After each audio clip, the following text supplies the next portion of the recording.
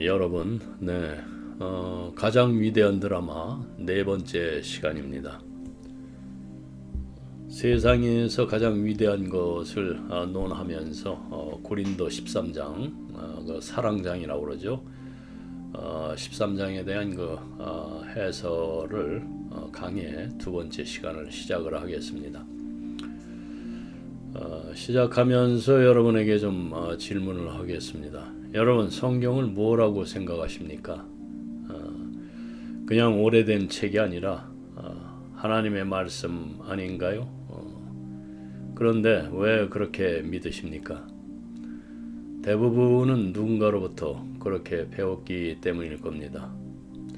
그런데 정말 중요한 것은 성경은 단순히 말씀 몇 구절을 모아놓은 것이 아니라 모든 시대에 모든 사람들을 위해서 주신 하나님의 완전한 계시라는 사실입니다.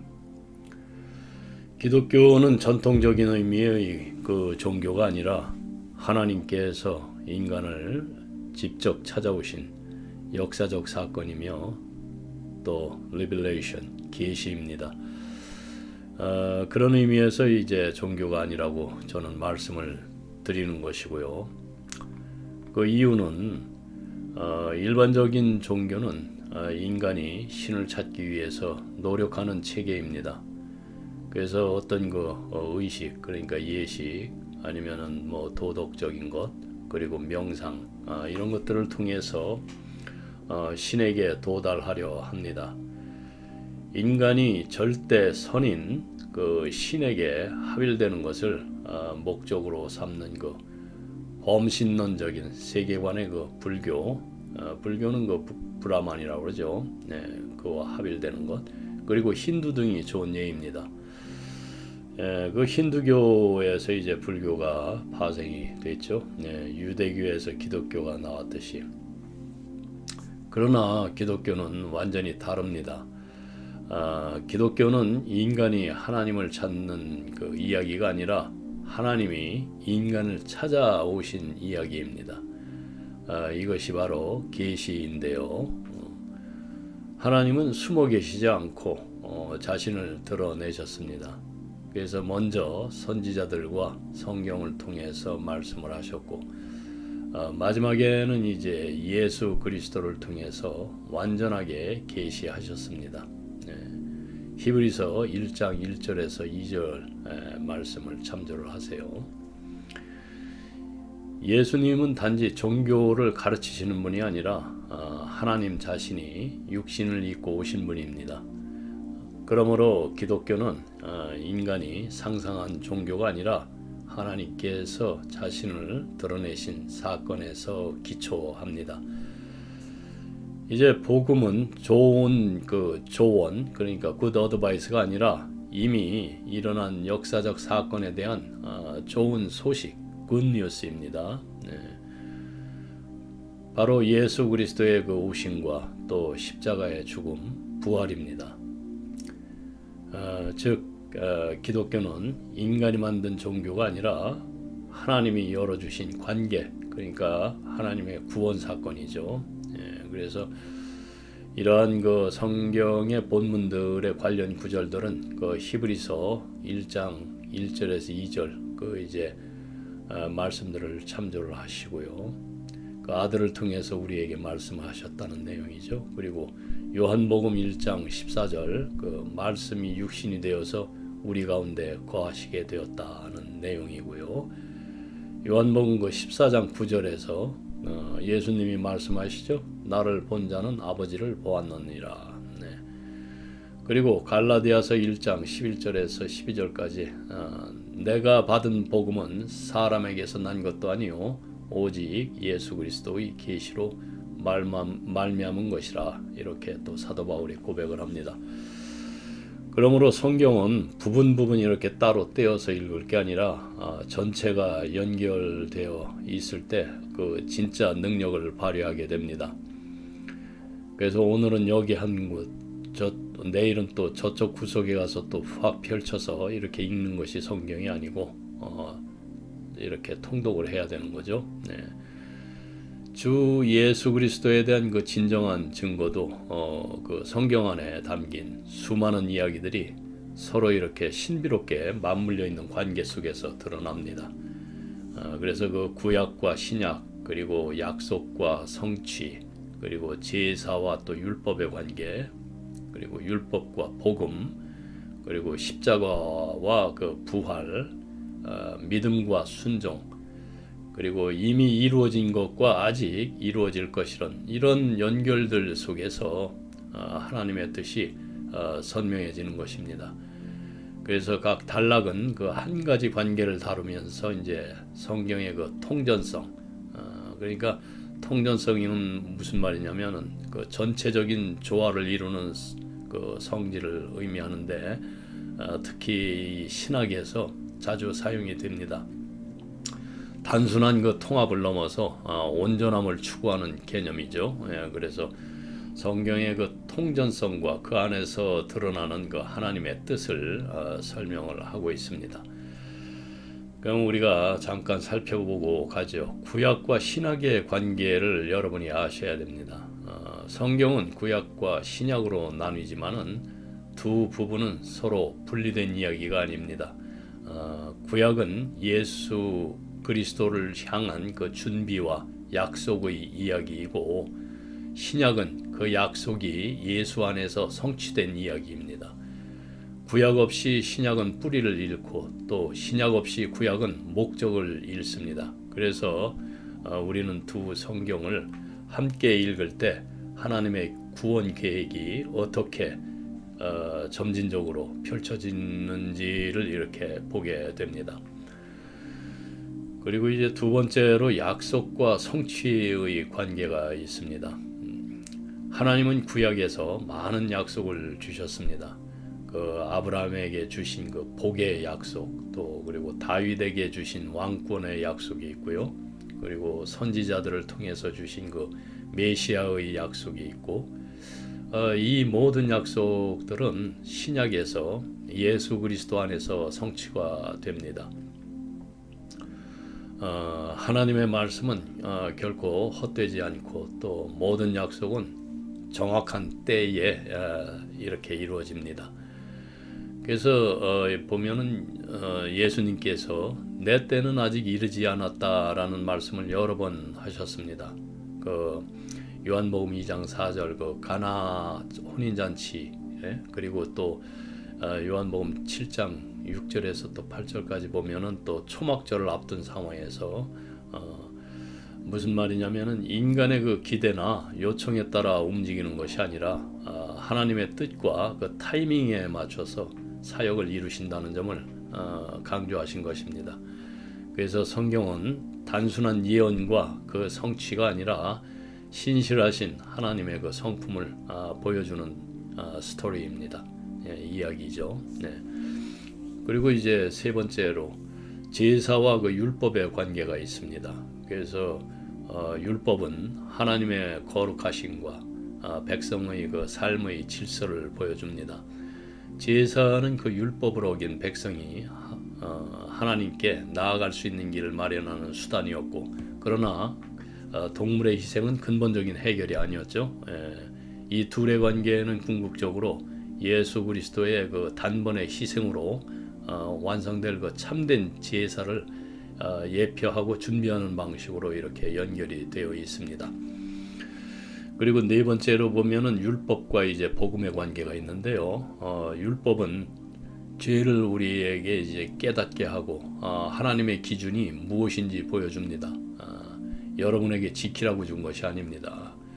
그러나 율법으로는 이제 구원에 이를 수가 없습니다. 그래서 복음은 그 율법을 완성하신 예수님의 그 사역을 통해서 은혜로 구원이 주어진다는 기쁜 소식입니다. 그래서 굿뉴스예요. 율법이 그 인간의 그 무능함을 드러낼 때 복음은 하나님의 그 능력과 사랑을 보여줍니다. 그래서 오늘 여러분에게 전달하려는 그 사랑 좀 집중해서 들으시기 바랍니다. 그래서 율법과 복음은 이 둘은 대립이 되는 것이 아니라 그 구원의 드라마에서 필수적인 순서입니다. 그리고 이제 십자가와 부활의 관계가 또 있죠. 예수님의 십자가는 죄에 대한 그 하나님의 심판이요, 사랑의 극치입니다. 그러나 거기서 끝났다면 절망이죠. 부활은 이제 죽음을 이긴 승리이며 예수님의 십자가 죽음이 헛되지 않았다는 그 하나님의 선언입니다. 그래서 십자가가 심판이라면 부활은 새로운 창조입니다. 두 사건은 이제 함께 있을 때에야 온전한 복음이 됩니다. 그리고 이제 우리들의 그 믿음과 순종의 관계가 있는데요. 믿음은 단순히 지식이나 감정이 아닙니다. 그래서 참된 믿음은 반드시 순종으로 나타납니다. 하나님을 신뢰한다면은 그분의 말씀에 귀 기울이고 또 삶을 따라서 맞추려는 태도가 따라옵니다. 순종 없는 믿음은 죽은 믿음이고 또 믿음 없는 또 순종은 그 형식뿐이죠. 그래서 이 둘은 성숙한 그 신앙생활의 두 날개입니다. 그리고 이제 여러분이 몇 번 들어보셨을 거예요. 그 이미와 아직의 관계, already와 not yet. 이것은 이제 신학적 개념인데요. 그 하나님의 나라와 구원 사이의 완성이 이미 시작이 되었지만 아직 완전히 이루어지지 않았다는 그런 의미를 담고 있습니다. 예수 그리스도 안에서 그 하나님의 나라는 이미 시작이 되었습니다. 그러나 아직 완전히 이루어지지는 않았습니다. 이 말은 이제 우리는 이미 구원의 은혜를 받았지만은 아직 그 완전한 그 회복과 새 하늘과 새 땅은 기다리고 있죠. 그래서 이 이미와 아직 사이를 사는 것이 바로 교회의 삶이며 믿음과 인내가 필요한 이유이기도 합니다. 그래서 짤막하게 설명을 드렸지만 이런 관계들을 이해하는 것은 단지 성경을 더 잘 아는 것이 아니라 하나님께서 어떻게 일하시는지를 온전히 깨닫는 길입니다.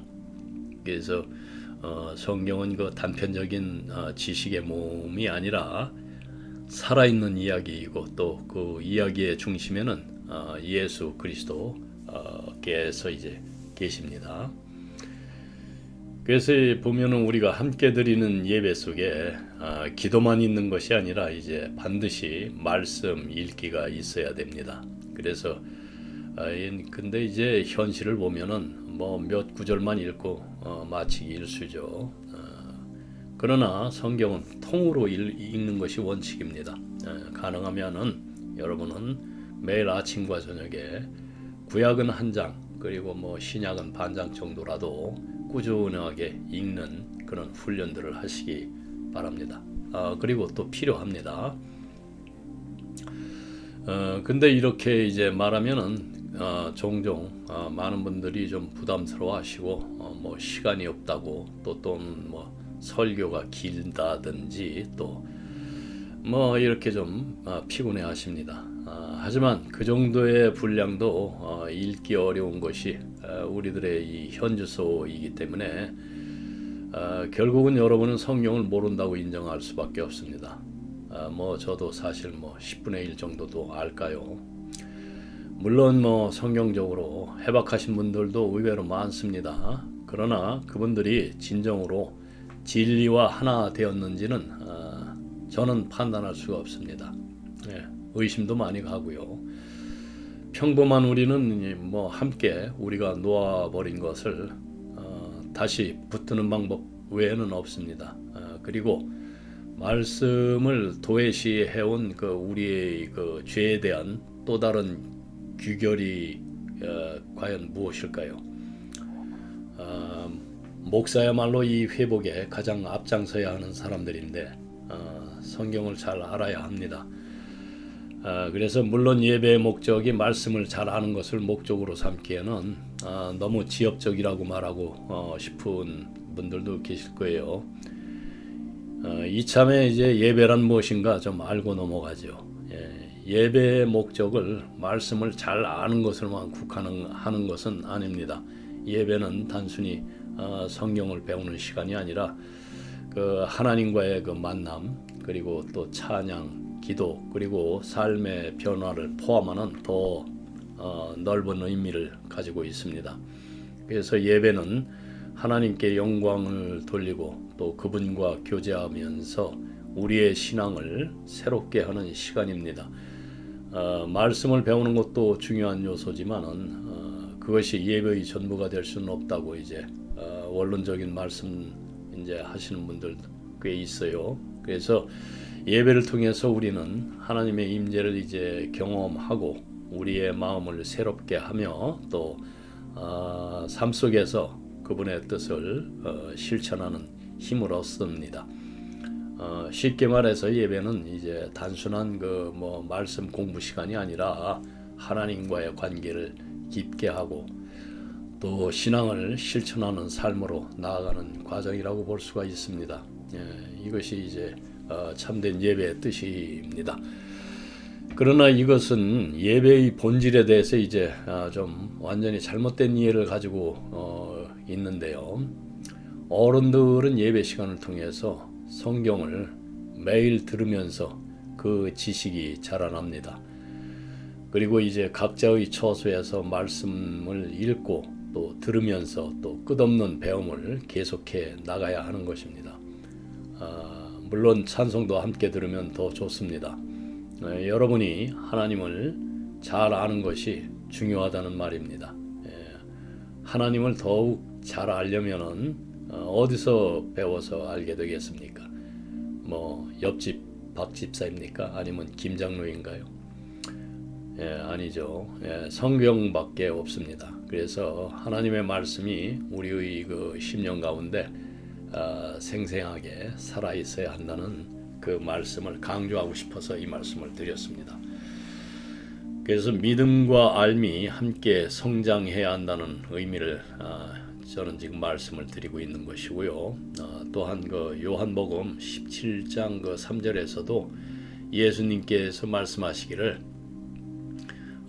영생은 곧 유일하신 참 하나님과 그의 보내신 자 예수 그리스도를 아는 것이니이다. 이렇게 말씀합니다. 그래서 하나님을 아는 것이 곧 영생이고 믿음과 알미 분리될 수 없음을 강조합니다. 생각해 보세요. 우리가 먹는 밥도 하루에 두세 끼 챙겨 먹듯이 말씀도 우리의 그 영혼을 살리는 양식입니다. 조금씩이라도 꾸준히 읽다 보면 말씀이 나를 살리고 공동체를 살립니다.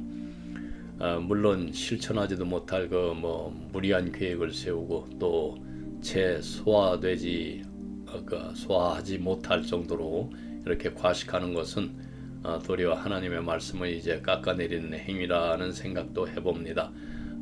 좀 비교적 간결하게 말씀을 전하려고 합니다.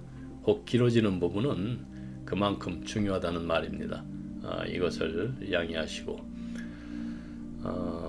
제 생각으로는 결여된 말씀을 여러분에게 전해드릴 수는 없습니다.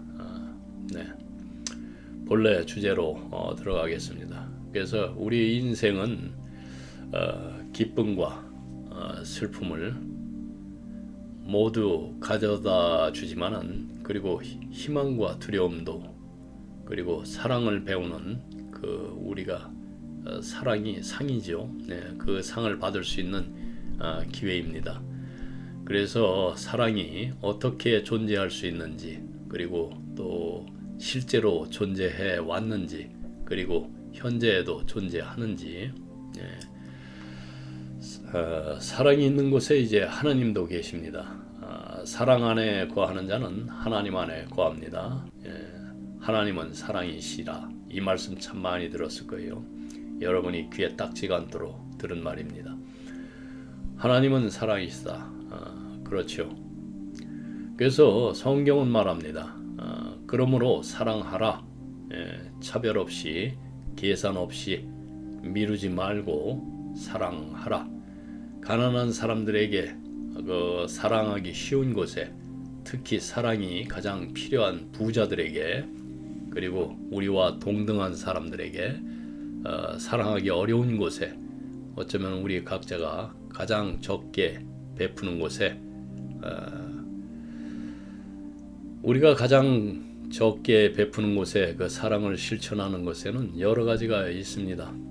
예수께서 이제 말씀하신 그 마태복음 25장 40절에서 보면은 지극히 작은 자에게 한 것이 곧 내게 한 것이라 라고 이렇게 하신 것처럼 우리가 쉽게 지나치는 사람들에게 사랑을 베푸는 것이 중요합니다. 이런 사랑은 보통 우리가 친절이란 말로 바꾸어도 뭐 별로 그렇게 어색하지 않습니다.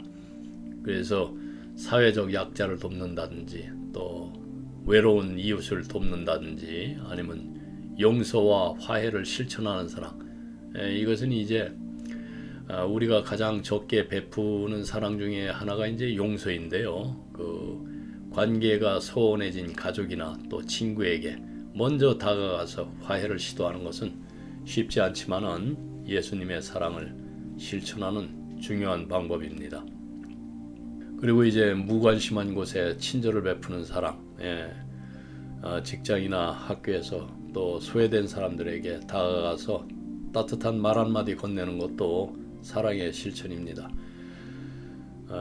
세상이 참 각박해졌지만은 많은 사람들이 그 인기 있는 사람들에게만 관심을 갖지요. 외로운 사람들에게 다가가는 것이 진정한 사랑입니다. 그래서 우리가 가장 적게 베푸는 곳에서 사랑을 실천하는 것은 예수님의 가르침을 따르는 중요한 또 행동입니다. 아낌없이 베풀어 주시기 바랍니다. 기쁘게 하려는 것과 즐거움을 주는 것은 다릅니다.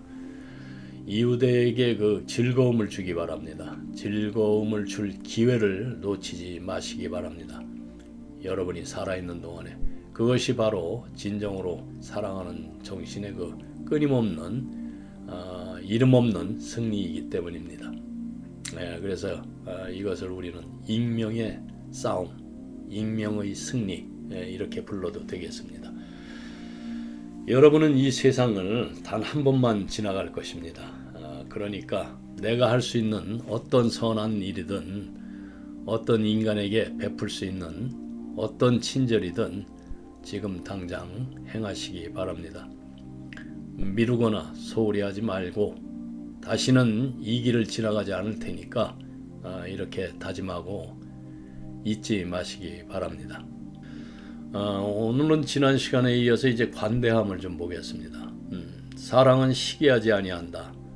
이것은 다른 사람과 그 경쟁하는 사랑입니다. 좋은 일을 시도할 때마다 다른 사람들이 그 같은 종류의 일을 하고 또 어쩌면 더 잘하고 있음을 또 발견하게 될 것입니다. 그들을 부러워하지 마시고 그 시기는, 그러니까 그 질투, 시기는 우리와 같은 길을 가는 사람들에 대한 그 악의적인 감정이면서 또 탐욕과 비방의 정신입니다. 그래서 그리스도인의 그 사역조차도 그 비기독교적인 감정으로부터 우리를 보호하는데 그 영향력이 얼마나 적은가 한번 좀 생각을 해보세요. 그리스도인의 영혼을 그 어둡게 하는 모든 그 비열한 감정 중에 가장 비열한 감정은 우리가 이 관대함의 은혜로 강화되지 않는 한 모든 사역의 문턱에서 죄가 우리를 기다리게 됩니다. 그래서 그 관대함과 은혜의 중요성을 강조해도 이제 과하지 않은데요. 우리가 하나님의 은혜로 강해지지 않으면은 사역의 문턱에서 어려움을 겪게 된다는 그 말씀을 지금 드리고 있는 것입니다. 이에 연관된 성경 구절을 몇 개 소개를 해드리겠습니다. 그 요한 1서 3장 17절을 보면은 누가 이 세상 재물을 가지고 형제의 궁핍함을 보고도 도와줄 마음을 막으면 하나님의 사랑이 어찌 그 속에 거할까 보냐.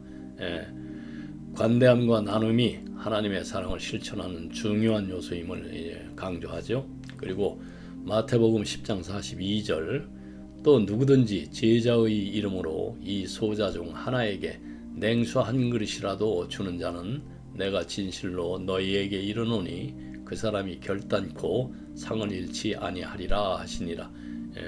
작은 친절과 관대함도 하나님께서 귀하게 여기신다는 의미입니다. 그리고 고린도후서 9장 11절을 보면은 너희가 모든 일에 부요하여 너그럽게 연보를 함은 저희로 우리로 말미암아 하나님께 감사하게 하는 것이라.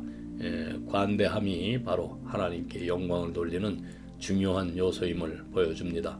그래서 여러분들이 하나님께 영광할 때에 여러분들의 무슨 뭐 재능을 바치느니 뭐느니 좀 이상한 소리들을 하는데 뭐 물론 그것도 의미가 있습니다. 그러나 이 관대함, 모든 그 작은 일에서부터 여러분들의 그 베품, 관대함이 나와야 됩니다. 그래서 우리가 하나님의 은혜로 강해지고 또 관대함을 실천을 할 때에 사역이 여러분들이 관계가 더욱 풍성해질 수가 있습니다. 진정으로 이제 그리스도인의 시기심이 필요한 것은 오직 하나 있습니다. 그 시기하지 아니하는 크고 부요하며 관대한 영혼, 그것을 시기하십시오. 그것을 갖기를 원하세요.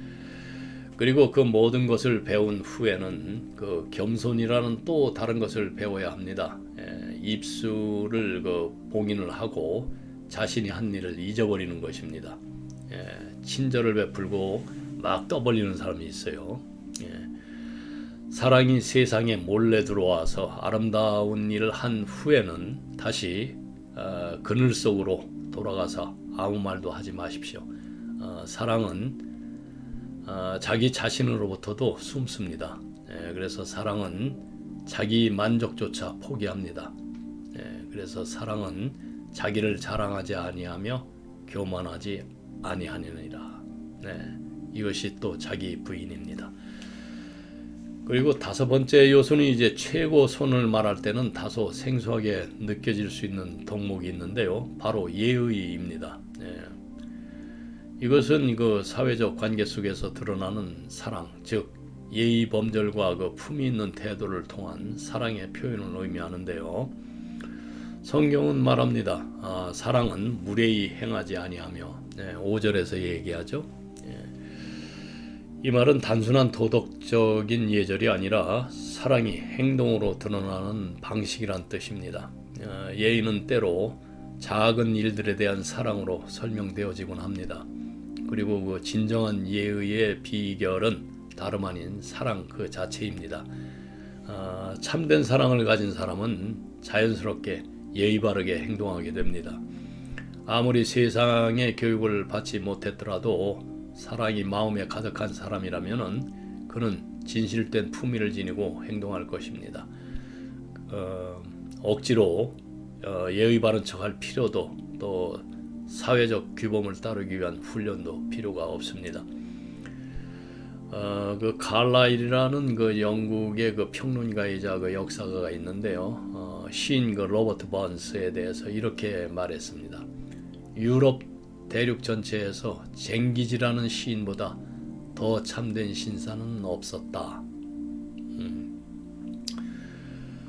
왜 그러냐면은 이제 그 로버트 번스라는 사람은 뭐 들꽃 하나님이 지으신 모든 피조물 크든 작든 그 사랑하는 사람이었기 때문입니다. 그의 사랑은 곧 그가 어디서든지 존중받을 수 있는 마치 우리들이 해외에 들락날락할 때 사용하는 그 여권처럼 여권이 되었고 그 뭐 강가의 작은 오두막에 살면서도 그 왕궁에 걸맞은 품위를 가졌던 사람으로 아주 유명합니다. 그래서 신사, 젠틀먼, 신사라는 말은 이제 우리 요즘의 그 사회, 한국 사회 속에서 참 사라졌어요. 제가 젊은 시절에도 참 많이 그 사회에 회자되던 그런 단어였는데요. 그 신사, 젠틀먼이란 말의 그 진정한 뜻은 그것이 그 단지 사회적 지위나 예절 교육을 말하는 것이 아닙니다. 그것은 부드럽고 온유하게 모든 것을 사랑으로 행하는 사람을 가리킵니다. 그것이 바로 신사의 모든 특성이자 또 깊은 비밀이기도 합니다. 그래서 저는 기도가 우리 한국인 5천만 결례가 신사가 되기를 나는 기도를 합니다. 그래서 진정한 신사는 결코 불친절하거나 거칠게 행동할 수가 없습니다. 사력 있고 동정심 많은 마음이 없다면은 그 어떤 매너도 결국은 가짜일 뿐입니다. 그래서 사도 바울은 다시 강조합니다. 사랑은 무례히 행하지 않습니다. 그래서 예의란 것은 단순한 형식이 아니라 거칠애가 아니라 사랑의 실천입니다. 그리고 진정한 예의는 사랑에서 흘러나오고 또 그것은 누구에게나 가능한 덕목입니다. 그래서 예의는 또 작은 것들을 소중히 여기는 그 사랑의 마음이기도 하고, 사랑은 무례히 행하지 않는다는 말은 사랑이 가슴속에 있는 사람은 자연히 예의 바르게 살아간다는 뜻입니다.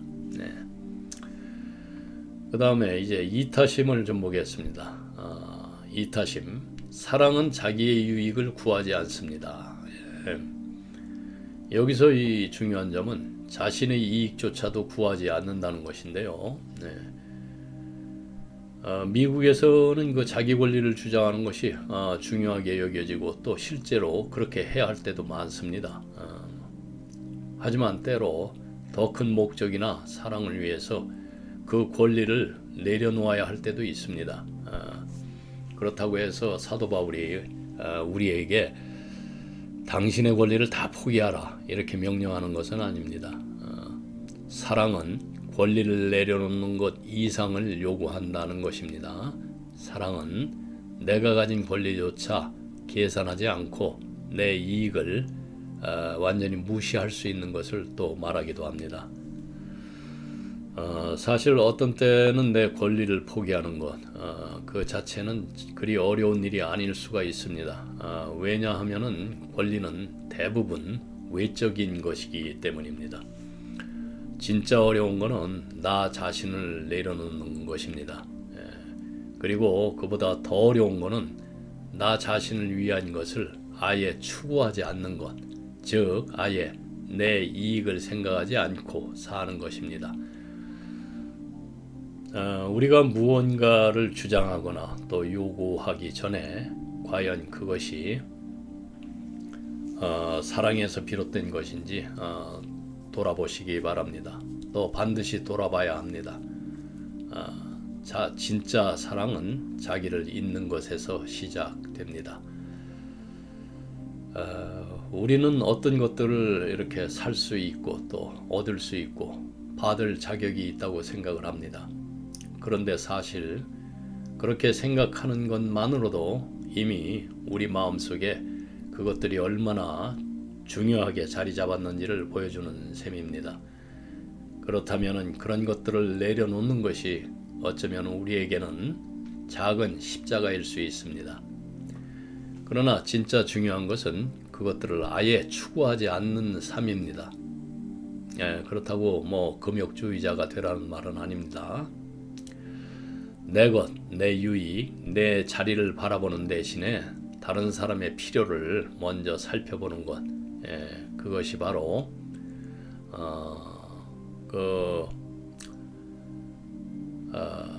나는 하나님의 작품이다 라고 말하는 그 삶 그 자체입니다. 성경에 이런 말씀이 있습니다. 너는 너 자신을 위해 위대한 것을 추구하느냐? 그것들을 추구하지 마라. 예레미야 45장 5절의 말씀인데요. 왜일까요? 이 말씀을 하신 것이 세상에 있는 그 사물이나 성취에는 진짜 위대함이 없기 때문입니다. 사물은 아무리 대단해 보여도 본질적으로 위대하지 않습니다. 참된 위대함은 오직 이타적인 사랑 속에 있습니다. 지난 시간에 우리 이태석 신부에 대해서 잠깐 말씀을 드렸죠. 다른 사람을 위한 그 희생과 섬김, 그 속에서 하나님의 영광이 드러나는 것입니다. 예. 교회에서 뭐 가끔 하나님께 영광의 박수 이런데 동달아서 그 의미 없이 박수 치지 마시기 바랍니다. 그렇다고 해서 그 자기 부정 자체가 무슨 대단한 일은 아닙니다. 오히려 목적 없이 그 단순히 자신을 부인하는 것은 뭐 거의 우리 실수에 가깝습니다. 중요한 것은 무엇을 위해서 나를 내려놓느냐 하는 것입니다.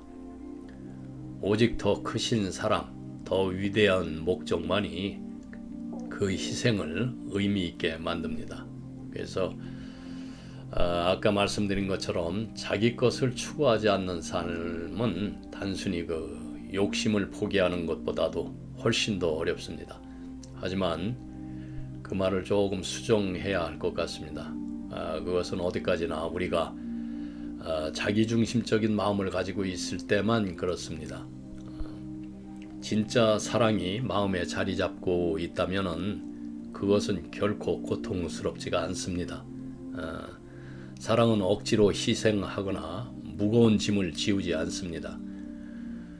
저는 그 주님이 말씀하신 내 멍에는 쉽고 내 짐은 가볍다는 말씀이 사실이라고 믿습니다. 왜냐하면은 그리스도의 멍에란 곧 그분이 우리 삶을 이끄시는 방식, 다시 말해서 사랑을 통해서 우리를 변화시키는 방식이기 때문입니다. 그리고 저는 확신합니다. 그 길이야말로 세상 어떤 길보다 더 쉽고 더 행복한 길입니다. 여러분이 행복해지고 싶으시면 사랑하십시오. 나누세요. 예수님의 가르침 중 가장 명확한 진리는 이것입니다. 행복은 소유하고 얻는 데서 오는 것이 아니라 주고 베푸는 데서 온다는 사실입니다. 다시 한번 말씀드립니다. 갖는 것에는 진짜 기쁨이 없습니다. 기쁨은 나눌 때, 줄 때, 사랑할 때 오는 것입니다. 이러한 그 관련 구절들은 누가복음 6장 38절 그리고 마태복음 11장 28절에서 30절까지 좀 참조를 하세요. 그래서 세상의 절반은 행복을 추구하는데 그 잘못된 길을 가고 있습니다.